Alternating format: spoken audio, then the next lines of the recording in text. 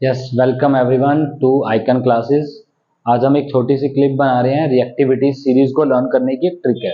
Displacement reaction आप पढ़ेंगे next lecture के अंदर, तो वहाँ पे आपको इस टेबल की नीड पड़ेगी और आगे भी आपको इस टेबल की नीड पड़ सकती है। रिएक्टिविटी सीरीज का एक शॉर्ट ट्रिक हम पढ़ रहे हैं। रिएक्टिविटी सीरीज में मेटल्स आते हैं जो most reactive to least reactive यहाँ पर अरेंज किए गए हैं, ज्यादा रिएक्टिव से कम रिएक्टिव की तरफ।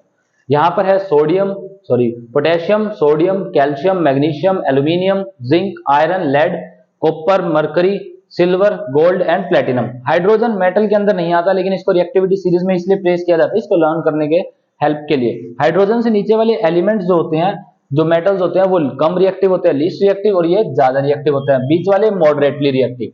तो इसको आपको लर्न करने की एक ट्रिक है।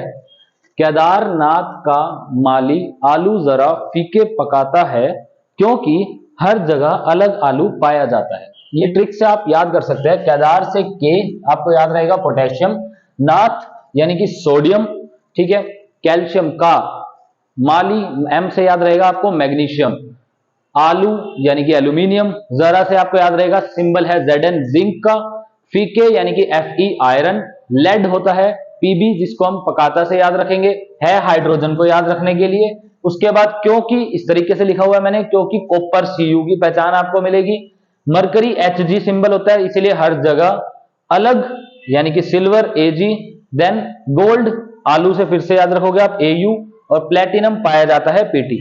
ठीक है, तो ये आपको मेटल्स की सीरीज में याद करने में हेल्पफुल होगा। Potassium, sodium, calcium, magnesium, aluminium, zinc, iron, lead, hydrogen, copper, mercury, silver, gold, platinum. ये डाउन द ग्रुप आपके जो है वो डिक्रीज हो रहा है, down the reactivity series decrease हो रही है। ये ज्यादा रिएक्टिव, फिर कम, फिर कम, फिर कम। तो डिस्प्लेसमेंट रिएक्शन जो हम पढ़ेंगे उसके अंदर more reactive metal less reactive metal को डिस्प्लेस कर सकता है। तो ये टेबल आपको लर्न होनी चाहिए। ठीक है, तो इस ट्रिक से आप इसको याद रख सकते हैं। केदारनाथ का माली आलू जरा फीके पकाता है क्योंकि हर जगह अलग आलू पाया जाता है। Okay, have a good day.